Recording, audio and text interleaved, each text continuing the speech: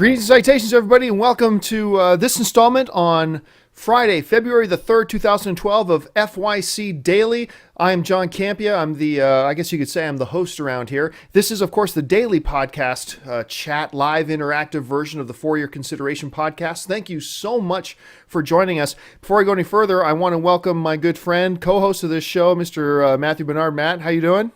I'm good. How's it going? Doing well. And hey, listen, folks, I just want to mention a couple things here before we get started and go too far. A lot of people have been asking me, John, can we subscribe to this show? Can we download an audio-only version? And the answer to all of those questions is yes. Now, if you want to subscribe, you can go to my YouTube channel, which you can see the YouTube videos all over the place, and just subscribe to my YouTube channel.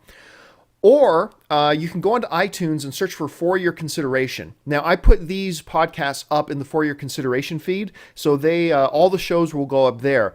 Now, you can also, if you want to, unfortunately, I'm not real tech savvy when it comes to the proper RSS feeds and why certain things aren't working with iTunes.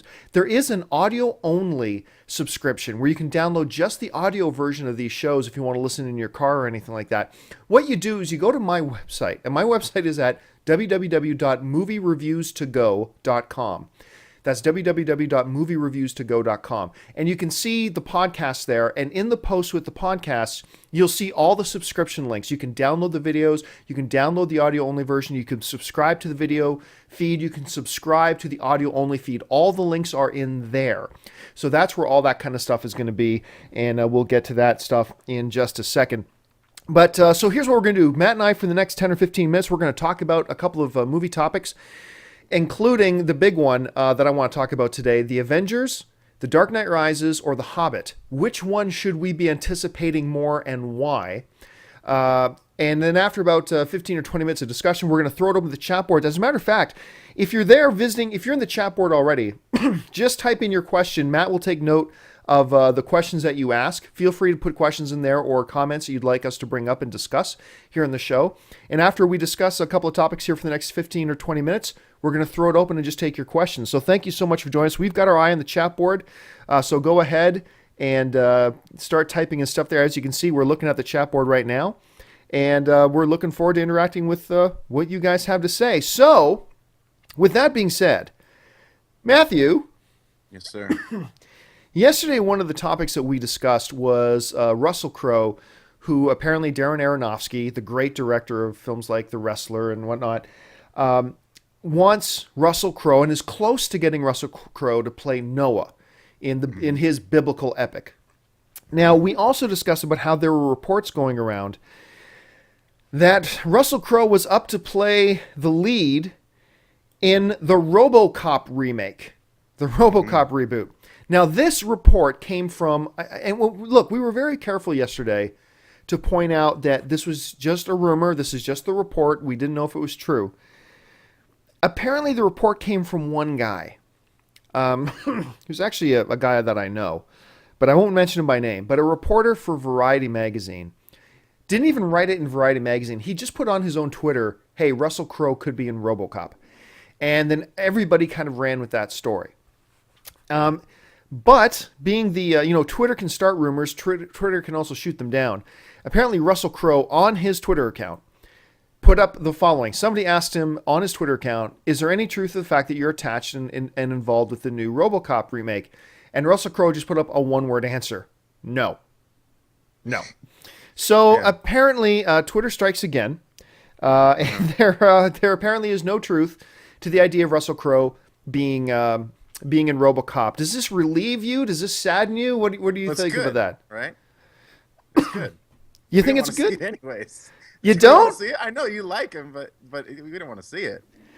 I don't know. I mean, like, is that what you said yesterday? I mean, I just were like, yeah, he's good. He's top actor, great, but we don't want to see him as RoboCop. Well, look, if we're going to see anybody as RoboCop, I'm totally for Russell Crowe being it because I mean, you're never picking talent is never the wrong idea. Adding talent is never a bad idea. And Russell Crowe, as I emphatically stated yesterday, is the best actor of our generation. He's the best in the world. There's nobody better than him right now.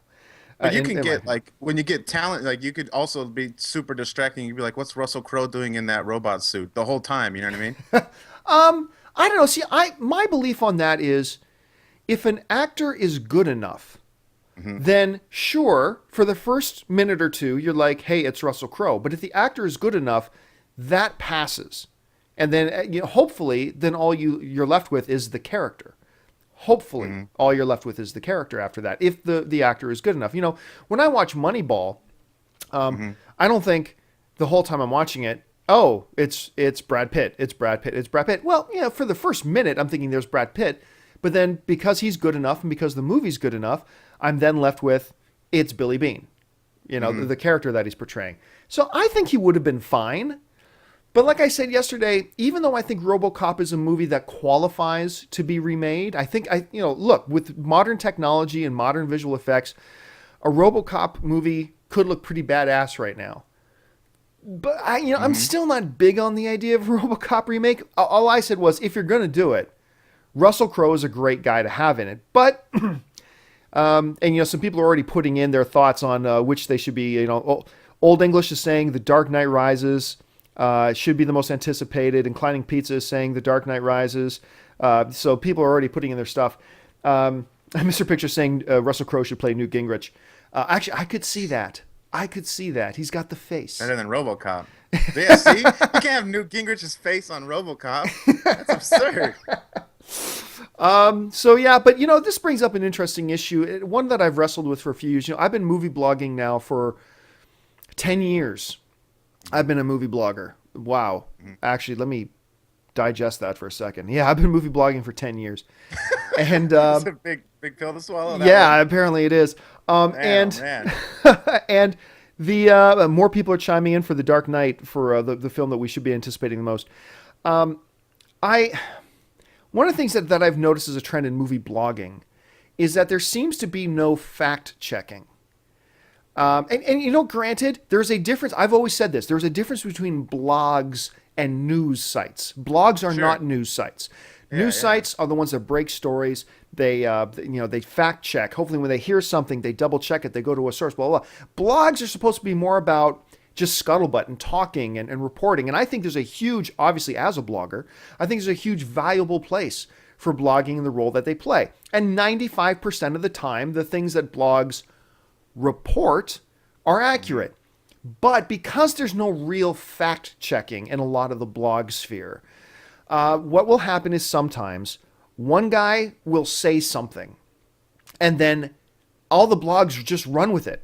I remember a couple of years ago, there was a situation where Michael Caine, this was after the Dark Knight was out, just after The Dark Knight was out. Apparently, Michael Caine, in an interview, said, he thinks that Johnny Depp is going to be Riddler and Philip Seymour Hoffman was going to be the Penguin. Johnny Depp and then Joseph Gordon-Levitt and, oh, God almighty, with the Riddler rumors. Right. So it was all about the Riddler and Philip Seymour. So, and all of a sudden, everybody across all the movie blogs started running this story. Confirmed! Johnny Depp is Riddler. Philip Seymour Hoffman is Penguin. And I did this video blog. You can still find it on, I think it's my most watched YouTube video, unfortunately. I think I got something like 300,000 views on it. I did this video blog. It's like, shut up. Oh, right. Nobody has said Johnny Depp is in this. Nobody has said Philip Seymour Hoffman is. At the time, Christopher Nolan hadn't even signed on to do the next Batman film. I said, you think the studio is going to make these decisions without Christopher Nolan when they're trying to woo him to come back? They haven't even started writing a script. There is no chance in hell. And I got called every name in the book. I mean, you should see some of the names people called me. Controversial, that. Oh my God. It was crazy. And of course, as it turns out, as usual, I was completely 100% right. That's just the way of the universe. And it's funny because then a few months ago, I put up this post saying, so where are all my apologies? Where are all the apologies pouring in from all these people who called me a dumbass and an asshole for saying Johnny Depp was not going to be the Riddler in the next Batman movie? Oddly enough, I never got any of those. But getting back to the point, in a lot of the movie blogs here, it's just funny that one person can report something and everybody is so desperate. And I don't mean that negatively. I mean, there's a reason behind it. But everybody's so legitimately desperate to be the first one to put it up that they'll just run with a story. And when you traced it back, this whole thing about Russell Crowe maybe being in a RoboCop reboot was nothing more than one guy, not even in his publication, just on his Twitter, saying, hey, Russell Crowe could be in RoboCop, and then suddenly it's the headline story, everybody, and we're talking about it on FYC Daily, and it's the nature of the beast. Mm-hmm. So well, that's common though. That's common. I mean, in everything now, sports. You've seen trades get blown up because of that stuff, and then everybody there's three. Chris Paul's on the LA Lakers, right? Yeah, it has to be because I read it on a blog somewhere. Yeah, and then once a day, someone dies on Twitter, and then you find out it's not, it's not real. So it happens. Once a day, someone dies on Twitter. Well, you know what I'm saying. Justin Bieber's died like 8 times. Yeah. On Twitter. Yeah, it's true. It's absolutely true. So anyway, Russell Crowe, for those of you just tuning in, Russell Crowe is not going to be RoboCop. For those of you who are against the idea, breathe easy, take a deep breath, breathe a big sigh of relief. All right. Let's move on to the big topic right here. For those of you just joining us on the board, the big topic today that we're going to talk about, besides whatever things you want to bring up later in the show, because we're going to be taking your questions a little bit later, is of these 3 films, The Avengers, The Dark Knight Rises, or The Dark Knight, it is The Dark Knight Rises. And yep, that's the title. That's the title. Mm-hmm. And The Hobbit. Which film should people be anticipating more? I have the correct answer for you that I'll give you in a minute. Okay. Which is the one people should be anticipating more and why? But Matt, you put together a little bit of list just of some of the films in general for the rest of 2012. And we're only a month into the year that you're kind of looking forward to. So what are some of those films you're looking forward to? I have a quick list of just movies I want to see. I don't know if it's most anticipated, but it's my most anticipated for the year probably. I just grabbed a quick list of things. First one, I kind of did them in order because that's how they're listed. But the first one was Wanderlust.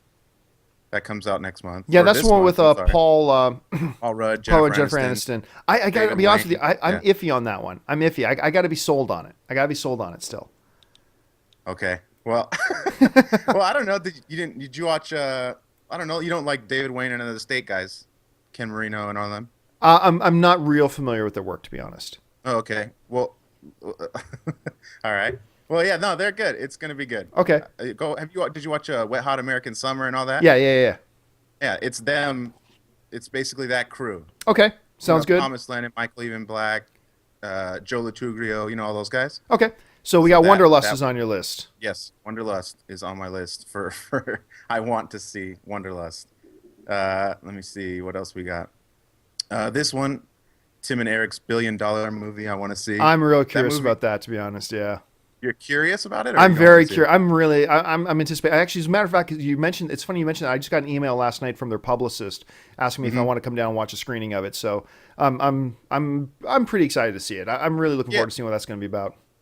Yeah, I think because I know it's in all the festivals and stuff, like the smaller, like South by Southwest. I think it's going to be at and a few other places, and so I just assumed I wouldn't see it until it was out on DVD or mass release or something. But I do want to see that. I don't know how to really describe Tim and Eric's style if you don't know it, but right. it's good. Yeah. Okay, what else you got on the list? Okay, let me see. Next, Casa de Mi Padre. Yeah. I'm probably going to see that. I'm going to see that at South by Southwest next month. That's going to be kind of good.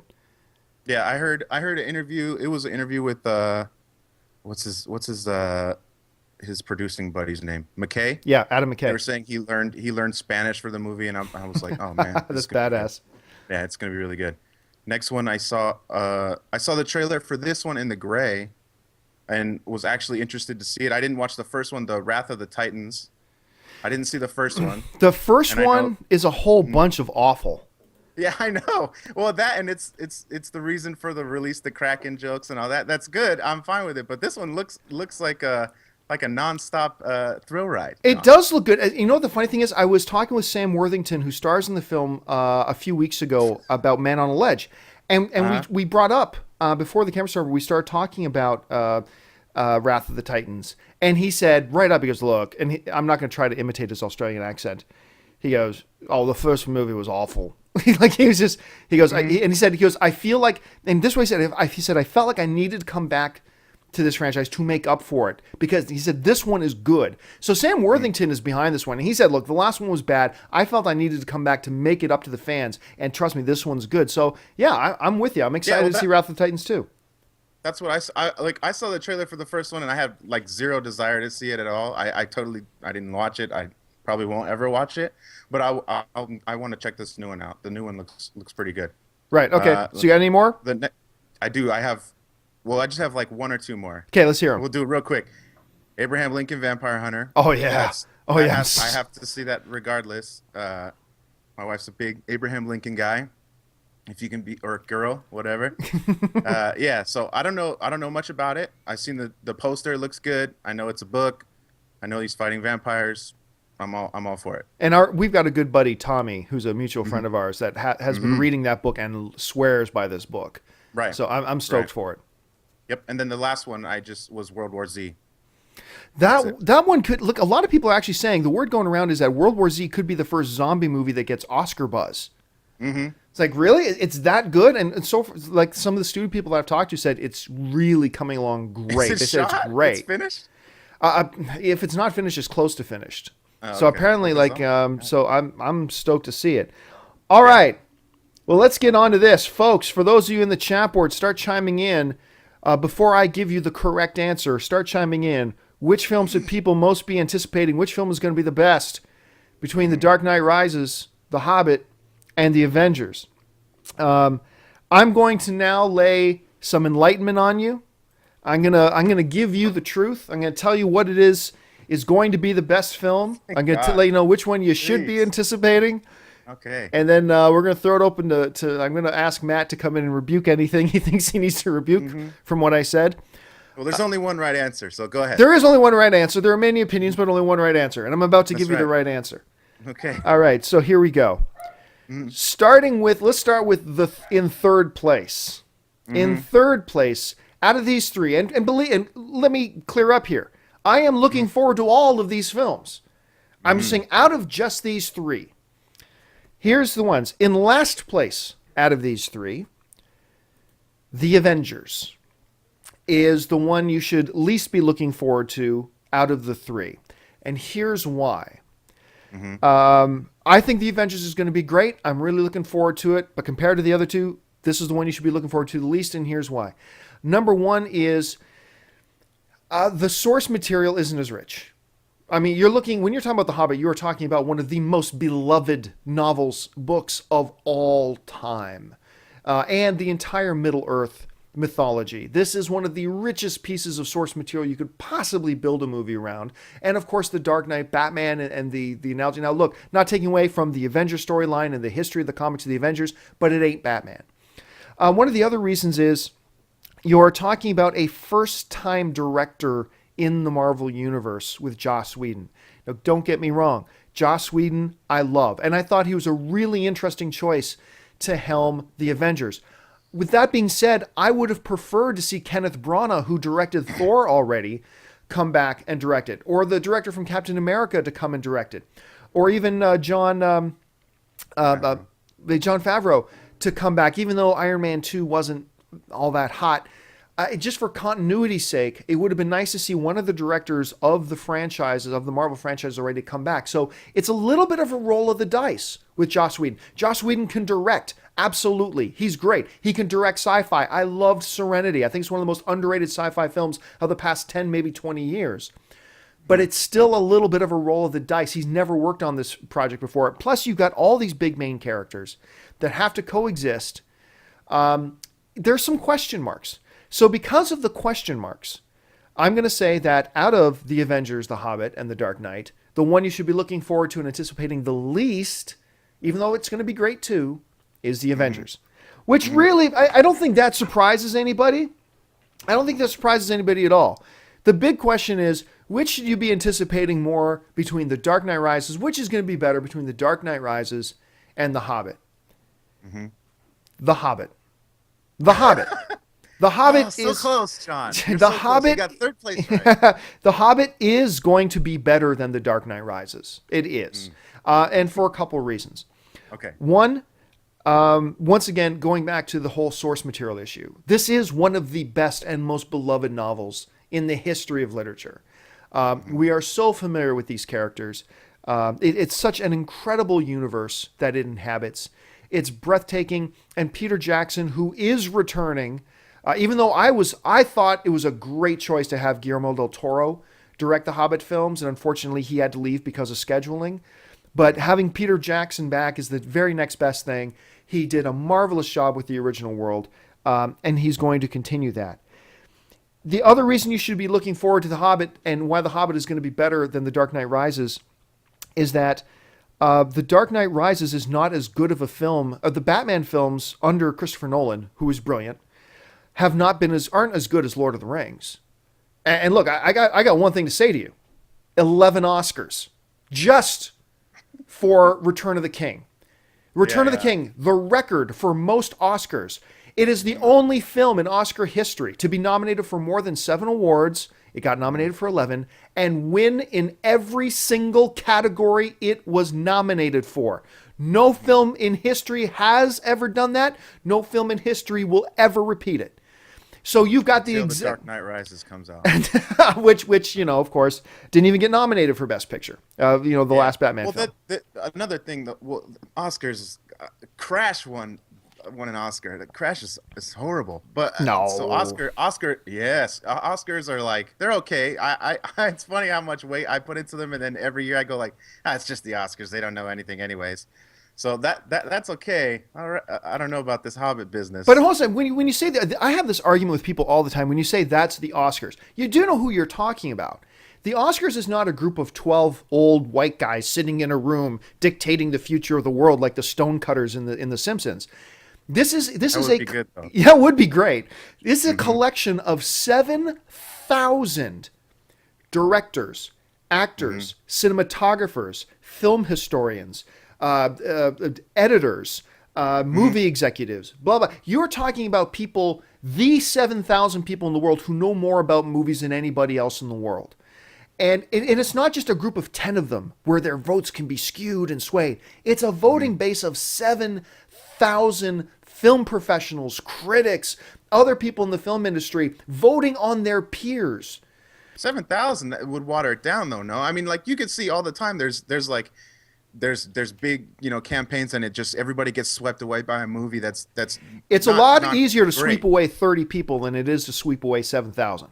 I mean, you got to sweep away a lot more people. So consistently, then, think about last year with or was it 2 years ago? Avatar comes out.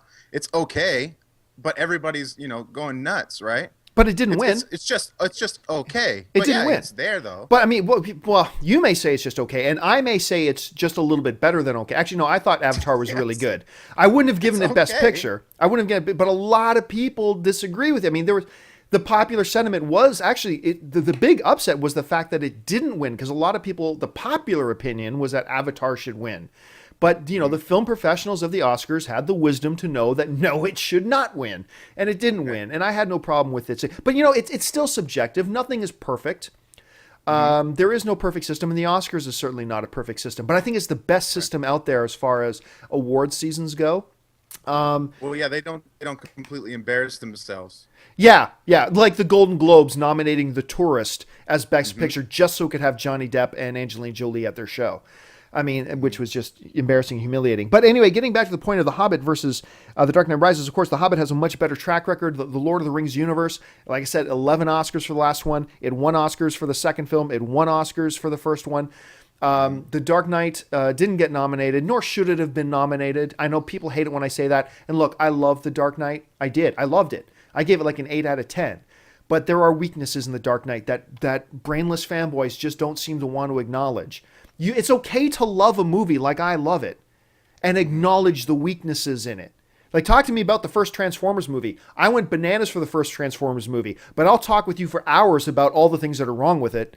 But there are weaknesses to the Dark Knight, and it wasn't snubbed. It didn't deserve to be nominated for Best Picture. Maybe if it was a year. Yeah, it was out in the year when it was still just 5 nominees. If The Dark Knight had come out the following year when it had 10 nominees, I would have said would've yes. made The it. Dark Knight should have been nominated. Should have been in that top 10. Should have been nominated. But in a year of just 5, it didn't deserve to be nominated.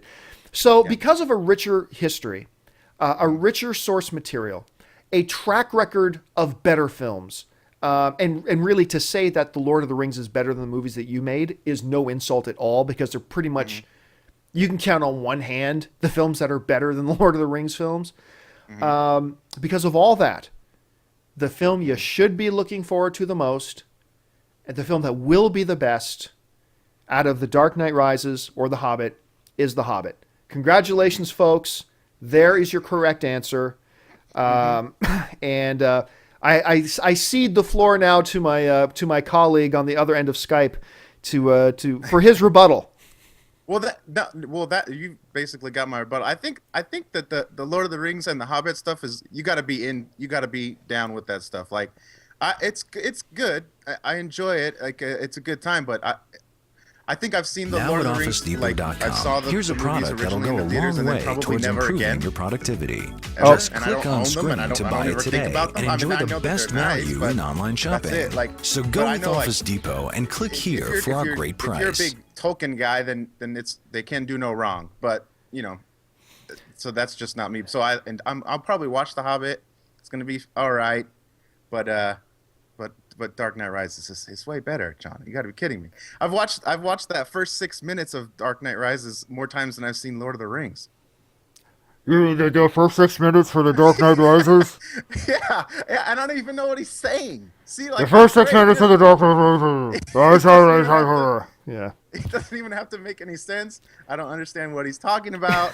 There's all kinds of crazy things happening. People are jumping out. But do you know what coming that in. tells me, Matt? That tells me that before you even saw it, you just decided that The Dark Knight is better. If you All can right. go and watch the first 6 minutes and I don't even understand the thing that I was saying and still say that, oh, this is the best, even though I have no idea what he's talking about. Come on. Yeah.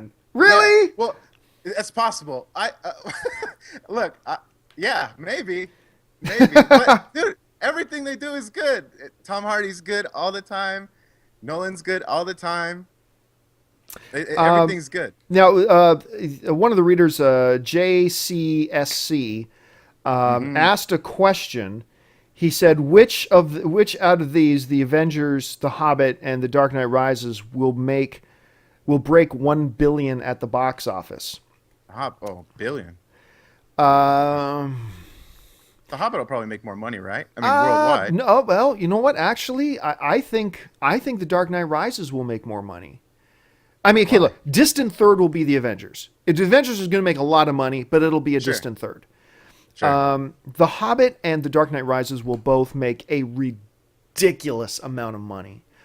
Whether neither one of them will break 1 billion at the domestic box office, worldwide, I got a feeling both of them will. Both of them will break 1 billion. I got a feeling. I'd have to say, and our friend Ryan on the chat board right now is saying The Dark Knight will make more money guaranteed. I tend to agree. I think The Dark Knight will make more money. I don't think there's any doubt about that. Now, but of course, worldwide, I don't know. I The don't. only reason why, because I saw like the Hobbit stuff, like it looks way too like they're trying to make a real life cartoon. It's like the makeup is crazy, right? Have you seen the new stuff? Well, yeah, but you have to keep in mind that unlike, when the first trailer for The Dark Knight Rises came out, I went It's down. the best trailer. Well, no, it was a good trailer, and you talked about that opening footage, right? Yeah. The 6 minutes. I was actually one of the first people to see the opening 6 minutes. I actually watched it with Christopher All right. Nolan. Now, Okay. hold on. Now let me. Right. Now, hold on. I know that sounds weird. I actually watched it with Christopher Nolan, with a small group of journalists. Warner Brothers and Christopher Nolan invited a bunch of us down to be the first ones to watch the first 6 minutes, and he came out, introduced it, and then talked with us afterwards. And the film, by the time the first trailer came out, and by the time he showed us that first 6 minutes, the film was done. Like, he's still doing some editing, but the film was completely done shooting. I mean, they're way into the process. Now, with The Hobbit, remember that first trailer, and I'll tell you right now, I wasn't blown away by the first trailer of The Hobbit. Yeah. But The Hobbit was only about a month or two into shooting, or maybe 3 months into shooting. They still had like 3 or 4 months to go of shooting. I mean, they're way early in the process, so they only had, a limited amount of stuff they could show us in a trailer. So I'm really not putting much weight, even though I wasn't blown away by the trailer of The Hobbit. I think The Dark Knight Rises was a better trailer. But I'm not putting a lot of weight in that because one was from a finished film and one was from an unfinished film. I can't believe that the nice British gentleman invites you down. I'm sure he's wearing a suit too, right? No, he was dressed casually. He was dressed casually. Oh, I've never seen that, so I'll have to take your word for it. He invites you down. He shows you the trailer exclusively, and then you're like, second place. But wait, that's not talking shit on it. I'm saying the movie's going to be great. It's going to make ridiculous amounts of money. It's going to be awesome. I'm looking forward to it. I'm just saying it's not number one. Funny little story. As they showed it to us at an AMC theater, which is of course who I work for. But I was walking up to the theater the night I was going to go watch the prelude to the Dark Knight, and I'm walking up and I run into, if you guys know who they are, Edgar Wright and Hostel Boy. Eli Roth. I run into Eli Roth and Edgar Wright. You call him Hostel Boy? Hey, Hostel Boy. No, and I've done some stuff with both of them in the past. I actually gave an award to Edgar Wright a couple of years ago at Comic-Con. And Eli Roth did some stuff with us with one of these horror movies he produced. But I walked up and said, like, what are you guys doing here? He said, well, actually, this was funny. He goes, you're about to go in and watch this prelude footage. Christopher Nolan invited a bunch of directors down to watch it first. So we watched it first. So go fuck yourself. And that's what he said to me. So I'm like, oh, great. Thanks a lot. But they loved it, and it's going to be great. But I'm telling you, Lord of the Rings, without question, easily is better than the Batman films. That's not a knock on the Batman films. Well, I'm sorry. 11 Oscars, man. Best Picture. And it didn't have the weaknesses that The Dark Knight had. And sorry, it did have weaknesses. And, I just think moving forward. Now, who's the better director, Peter Jackson or Christopher Nolan? I'll say Christopher Nolan is the better director. Yeah. Because look beyond Batman. You're looking at films like Memento. You're looking at Insomnia, which I think is one of the most underrated films ever. Like besides Stardust, I think Insomnia is one of the most, like one of the top 3 underrated films of the last 20 years. You're looking at films like not Memento. I already mentioned Memento. The Prestige. And of course, you're looking at the one he just put out last year with Leonardo DiCaprio, Inception. I mean, he has a track record of success. He's great in everything he does. And he's writing the material with his brother. Yeah, but Peter Jackson didn't write The Hobbit. Well, no, he did write the screenplay. He did write the screenplay. But you can also make the argument that Christopher Nolan did not write Batman. I mean, he composed a screenplay around existing material and an existing character. But I think you can't say the same thing about Peter Jackson and his track record. Right. King Kong was a bit of a letdown. A bit. But still, he's done a masterful job with Middle Earth, and that's why I'm going to tell you right now, guys, The Hobbit is going to be the better film. They're both going to be great. They're both going to be awesome. So anyway, that'll do it for us. We got a few minutes here left, guys. To throw it open to you got questions or comments about why you know I'm right, or why you might think erroneously why I'm wrong about this? Do you have other questions you want to bring up about some other movie news that's going out, or film, stuff like that? Go ahead, throw it into the chat board right now. And Matt, do we got anything in there at the moment? Yeah, we do. I have a quick question though. I did see that they're redoing Red Dawn. Yes, it's done. I think it's done. The production's done on it. Well, what did you think? Because you were saying yesterday, like if there can be an improvement special effects wise, if we can improve on it, what are we improving on in Red Dawn? I think you're bringing it into a modern context because this one isn't going to be the Russians. I believe this one is going to be Chinese. I believe. Of course it is. So you can bring that story because our contemporary context has changed from from the original came out. So while I don't think it can really improve upon in terms of visual effects, because I don't think it's a visual effects heavy movie, it's still a movie that's like around 20 years old. A lot of today's movie going audience have not seen it. It's a good story. And it can be improved upon in a modern context. So, I'm all for it. So you're all right. I'm all right with the Red Dawn remake. What about, we have 2 what-abouts. We got what about the Superman movie? What do you think about that one? Where it should land in our anticipation? Henry Cavill was a great choice. Henry Cavill was a great choice to play the new Superman. And look, Sucker Punch was one hell of a bad movie. One of the worst films of the year. But I'm still going to give Zack Snyder the benefit of the doubt. I'm a little bit nervous. I was a little bit underwhelmed by The Watchmen, even though I liked it. 300 to me is still brilliant and genius. I'm still going to give Zack the benefit of the doubt with Superman. I would have preferred to see Bryan Singer take another shot at Superman with Brandon Routh. But in the absence of that, I'm totally cool with Zack Snyder. I'm totally cool with Henry Cavill. I think Henry Cavill was a great choice to play Superman. So I'm okay with it. I'm cautiously optimistic about the new Superman. How's that? Cautiously optimistic. Yeah. It's Brandon Routh is like he's like a cartoon looking guy too. So he's perfect to do it. So that would have been nice if they got one more shot. But I would have liked that. Not too bad. And the next one would be, what about the Spider-Man movie?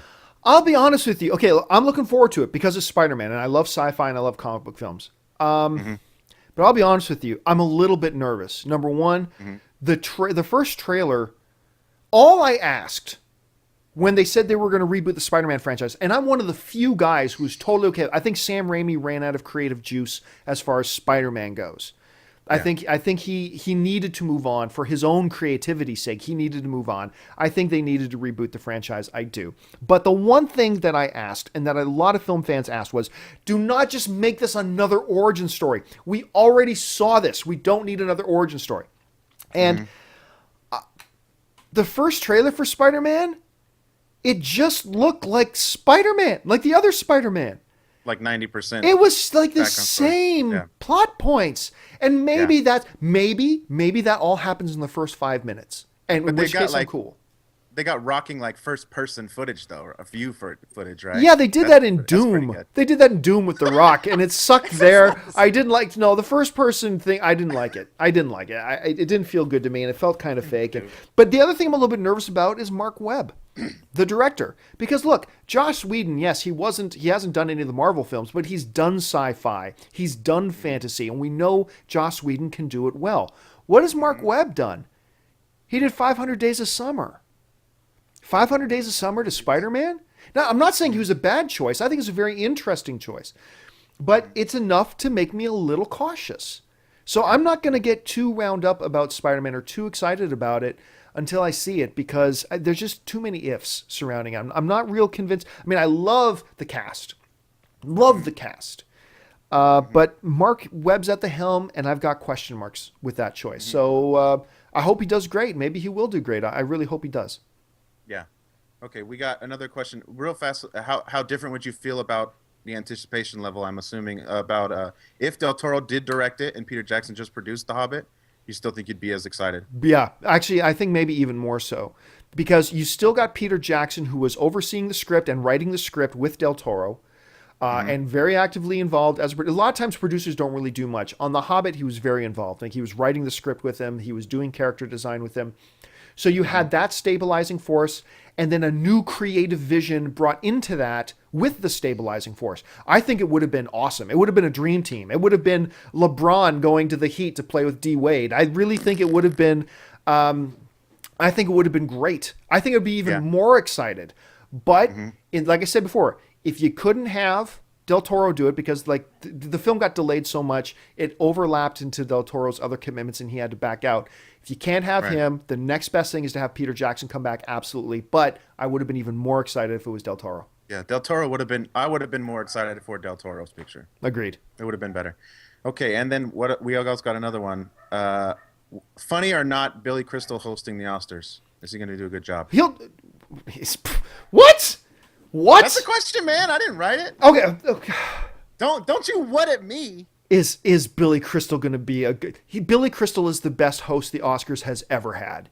He is simply the best host the Oscars... He owns the Oscars. He is the Oscars.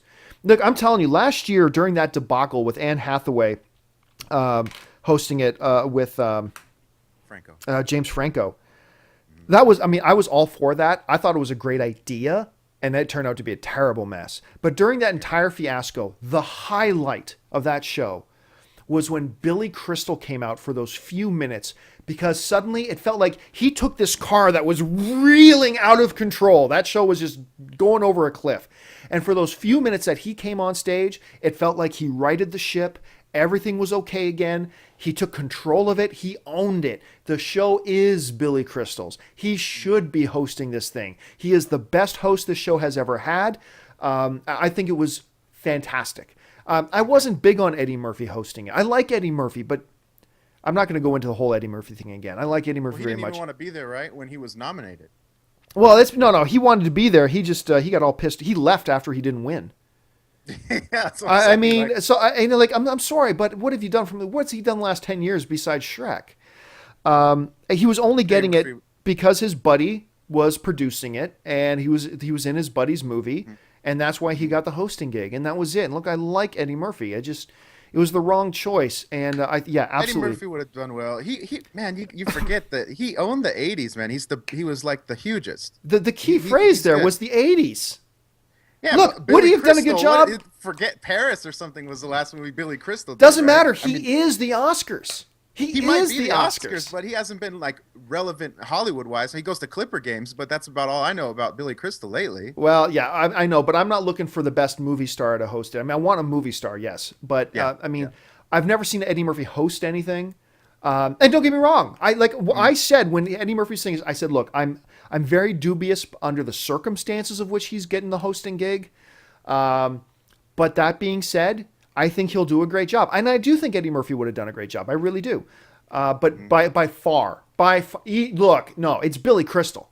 It's the Oscars is Billy Crystal. Billy Crystal is the Oscars. Absolutely the best choice. I also would have liked to have seen Kermit and Miss Piggy host it. I think that would have been pretty cool too. But I'm all for that too. Yeah, I'd take that. Hey, let's take like two more, then we got to wrap it up. Okay, well, we got to continue Lord of the Rings Friday.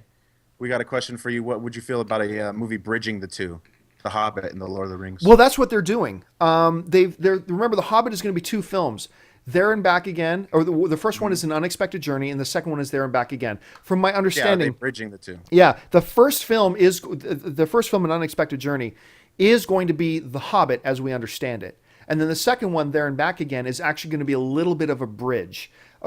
To the best of my understanding, that's what it's going to be.